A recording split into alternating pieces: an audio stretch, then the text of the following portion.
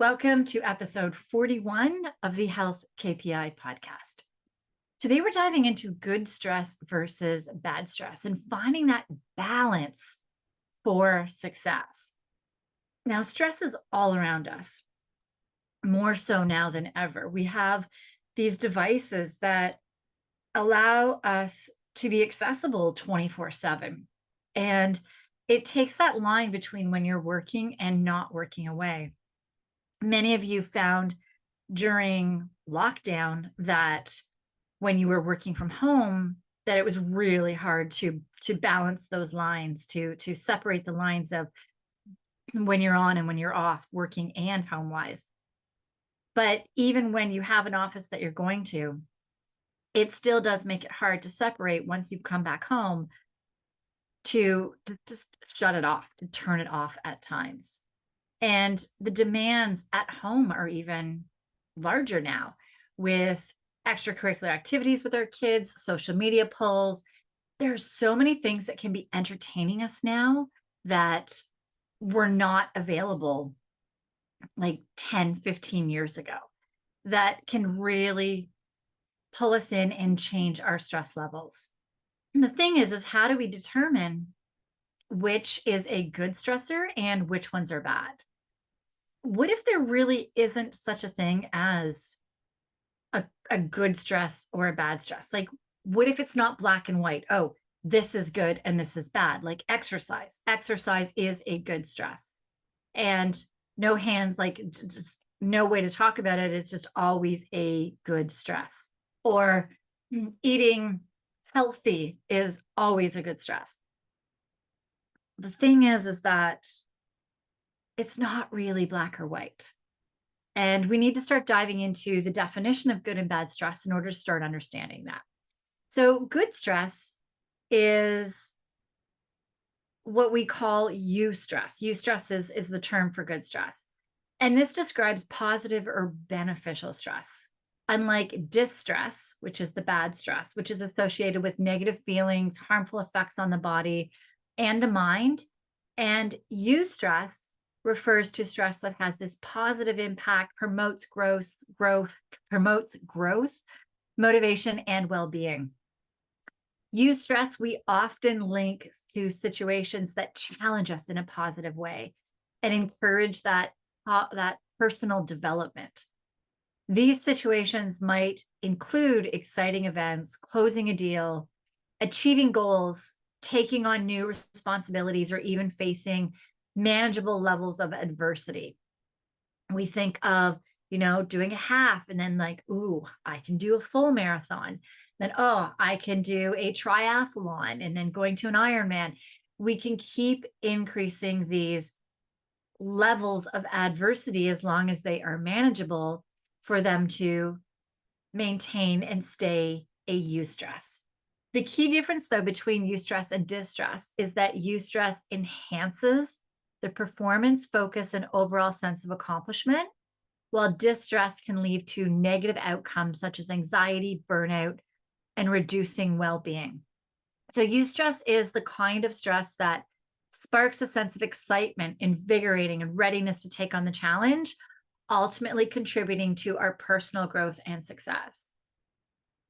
A really, really great example of eustress and how it can blur the lines and move into a distress is a roller coaster. When you're on a roller coaster, quite often it's a busy day at the park, and there's, depending on, I know where I live, Canada's Wonderland by us, when with all the newer rides, it can be an hour, 2-hour wait to get on a ride.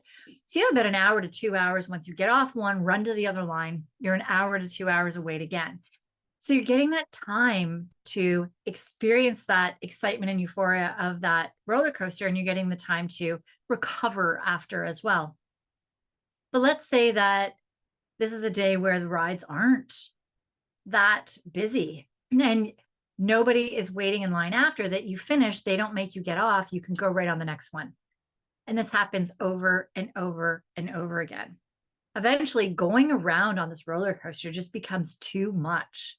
So this stress that was exciting and exhilarating and all of this description that we talk about, like conquering a fear, where we talk about these as being a eustress, starts moving into a distress when we get more and more and more of it. That it gets to the point where you need to get off of this ride, even though there's still no lineup. And you're probably tossing your cookies by that point. You're discombobulated, your focus is off, your mood's probably off, your energy is tanked. You're just feeling off all around. And that moves it into that distress. Example we can use it with in the corporate world where you're navigating a really complex deal. So imagine that you're part of a team in a competitive business environment, and your company is on the brink of closing a major deal that could significantly boost its market's presence. The stakes are like really high and the pressure is intense. And this looming deadline, it adds this extra layer of stress. Initially, the situation will feel overwhelming, and the immense responsibility and tight timeline, it could create a sense of distress. The fear of failure, the weight of expectations contribute to increased stress levels.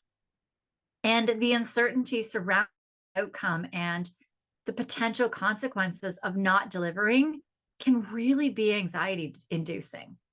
And I know with many people that at first, when a situation arises where all this pressure comes in, they do stop and have this moment of like, that eustress moment, but they can shift it over. They can shift it into, or sorry, that'd be distress. They can shift it over into that eustress state. So, and the transformation starts occurring that instead of allowing yourself to stay in that distress state, you start, like, your team can start reframing the situation. They might start seeing the project not as a challenge, but as an opportunity to showcase your skills, teamwork, and innovation. And they start channeling their stress into to like focused efforts and determination. They may stop, reevaluate the project, check your KPIs. Like, we do this in business all the time, where when things start getting overwhelming, we stop and think about it. And this is what I'm about to tell you, is the strategies for transformation. And you guys, this is what you're taught in work.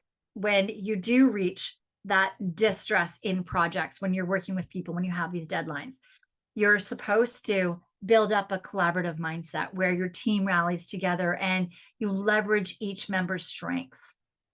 You may have a breakdown in strategy where you, instead of viewing the project as this like big hole of all the stuff that you have to get done, you break it down into manageable tasks. You may have adaptive thinking where you recognize challenges will arise, but instead of panicking, you treat the challenges as opportunities for creative problem solving and growth. And you might focus on the learning. So instead of fixating on the outcome, you shift your focus to what you're like, the lessons and insights you're gaining throughout the process. And you start celebrating small wins, which is big in the book, The Gap in the Game. I know last episode I mentioned 10 times is better than 2 times by Dan Sullivan and Benjamin Hardy. Their book before that was The Gap in the Game. Such a great book on really stopping and looking at how all the successors that you have had up until that point. The thing is that, like, as the project is progressing, when you're introducing these strategies of you have learned in business, you are transforming this distress into eustress. And that's when you have a healthy team, when you have a positive, like, great leadership and a really great working environment. And so even with that really good working environment, really good team, really good leaders, you have all these skills, you have all these things in place, and you close the deal and it feels great. Like, you're feeling that really great stress, the success, everything that we said about eustress, where you're just feeling that sense of pride and accomplishment. The thing is, though, is that our bodies can only handle so much. So if you had projects and deadlines like this over and over and over without time to recover in between, then that eustress and the stress piles up and becomes bad stress. So it's the same thing, like that roller coaster. When you have a couple of hours, an hour or a couple of hours to wait in line for the next ride, you're able to recover and be ready for the next ride. Most of the time, you will find when you have not had enough time to recover, then you do really feel the effects of that ride. And that's the same thing with doing these projects at work. And it's definitely is possible to shift your mood back to this positivity and introducing all of these transformational concepts. But here's the thing. What happens when your dam overflows, right? You have to stop and repair the dam. You need that recovery time. When it comes down to your energy, your focus, your moods, your performance, and like we're usually starting to look at, in order to, like, if those start decreasing because distress has kicked in, then we start looking at your sleep. We look at your HRV, your stress tolerance marker, and your recovery stats, like we dove into in the last 3 episodes. And that's where we need to start figuring out what stressors can you get rid of in order to decrease how much water is flowing over that dam so you can repair the dam.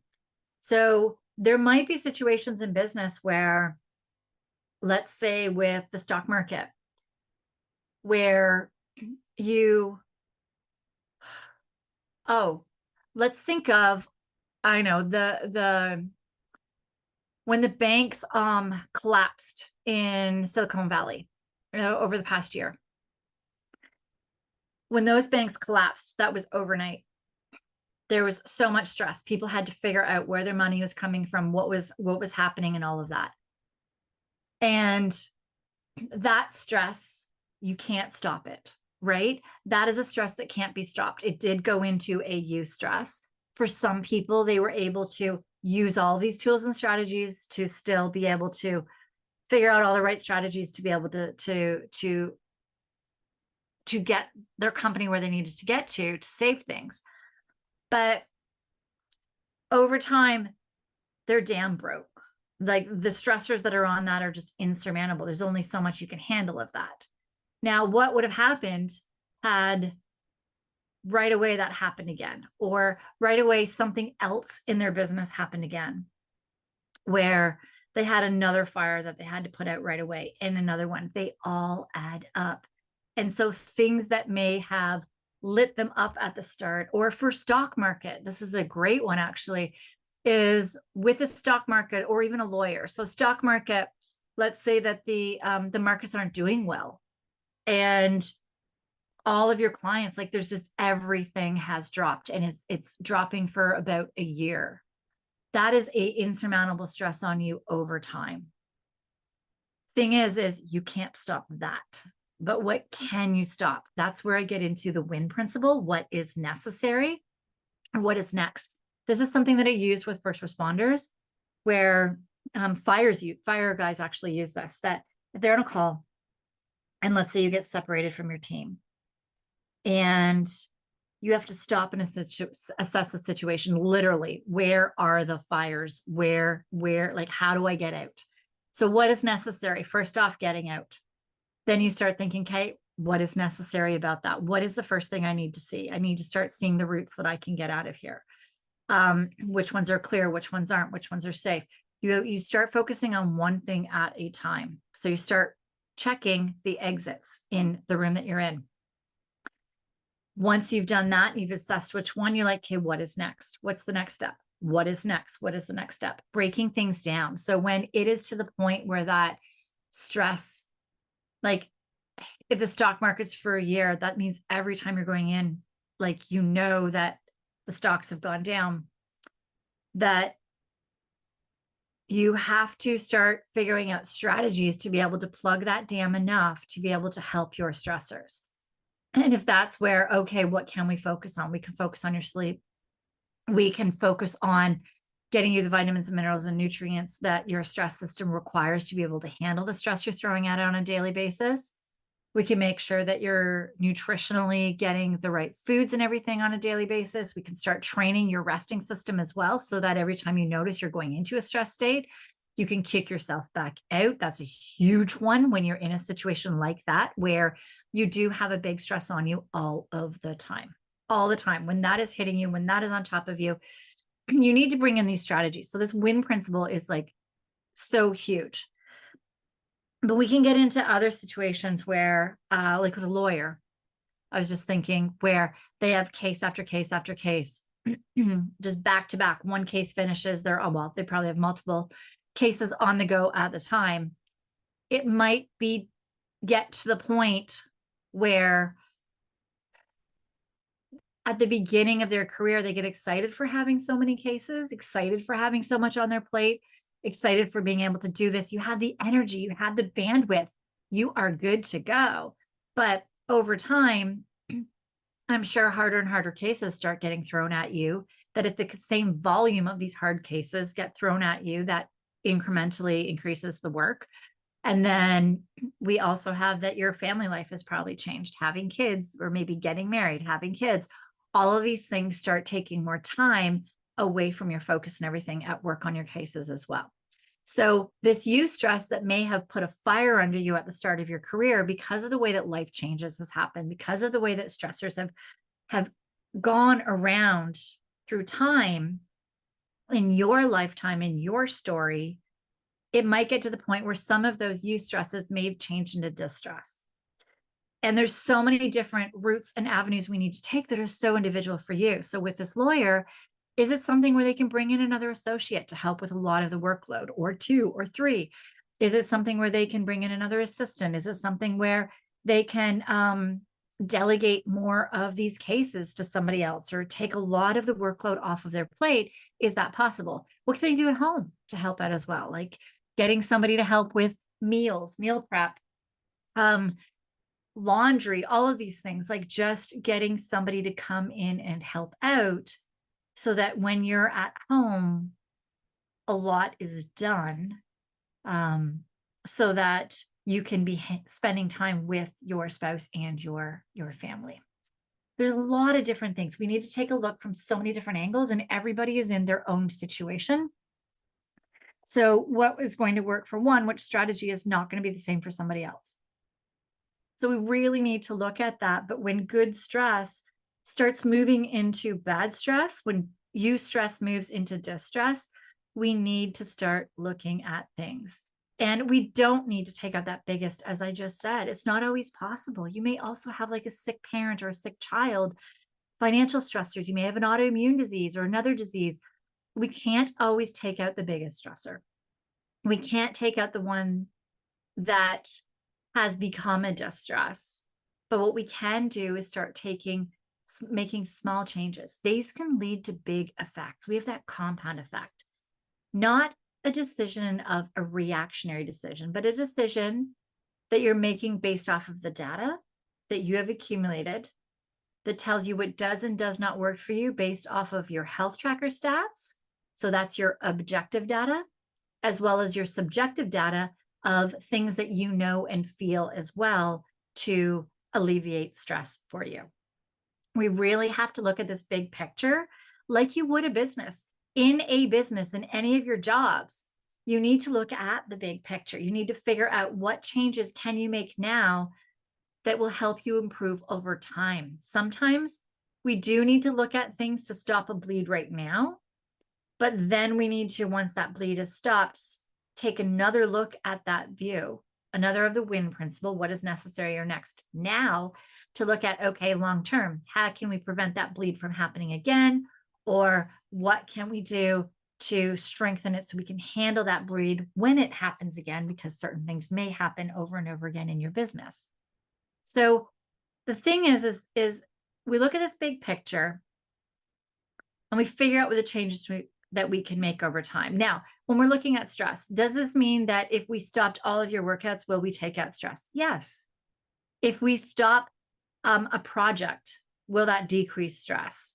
Well, yes, as far as your workload and everything going into it, but it depends on that project. Would like decreasing a caseload for a lawyer? Yes. You know, the thing is though, is stopping your workouts over time, it will start causing health issues. So that's a reactionary decision over time. Stopping projects can eventually make a business go under. We just need to stop and make smart, data-driven decisions on what projects should you focus on. How can you adjust your workouts to not increase stress and instead benefit your body more? Or increase it when your body can handle it, but be able to help it recover. And when your body is having too much stress that it can't handle that really big push. It's never all or nothing. It really is. It's not good or bad stress. It's embracing the stress as a catalyst for growth. So we're using it as a catalyst for growth. I've spoke about this in other podcasts where one of my clients travels a lot. He has a lot of day trips, sometimes overnights, depending on where he is, traveling all through the United States, meeting clients. And we noticed when we started looking at his data that certain flights stressed him out more than other flights, or certain trips. We ended up figuring out that it was flight times. So if you're somebody that does do a lot of business travel, really looking at your data, and it takes time to look at this data to figure out, like, we'll look at the data and go, okay, what if we change this one thing and see how that changes, positive or negative? Then we'll adjust something else. So it takes time to figure it out, but we were able to figure out the best flight times that worked for his HRV. So he could, with his goal was to be focused and calm with his kids when he wasn't working.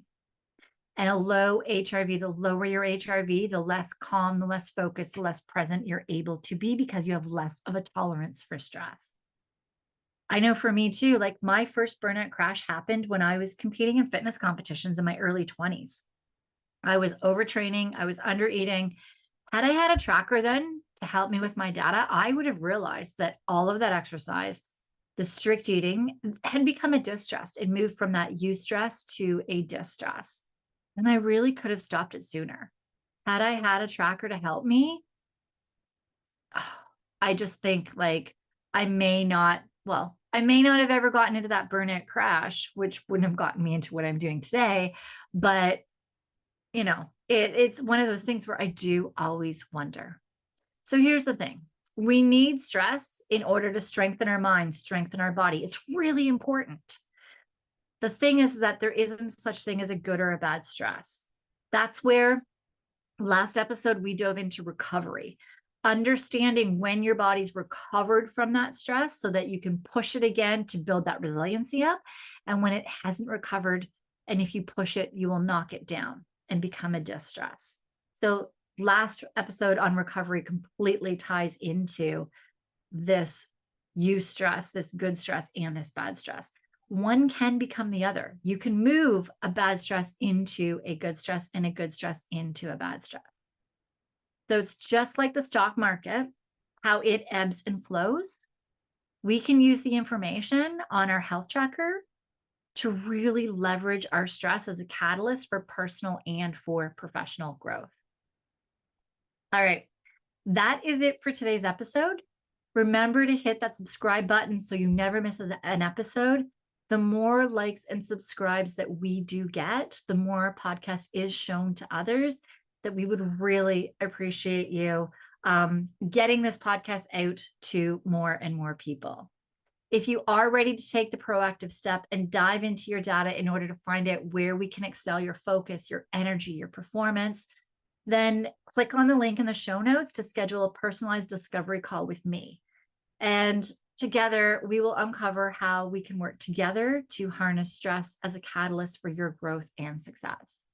If you're considering investing in a Whoop or an Oura Ring to elevate your health tracking, in the show notes, I have my friends and family discount code. Anybody who has one, so if you know of somebody else as well, absolutely ask them.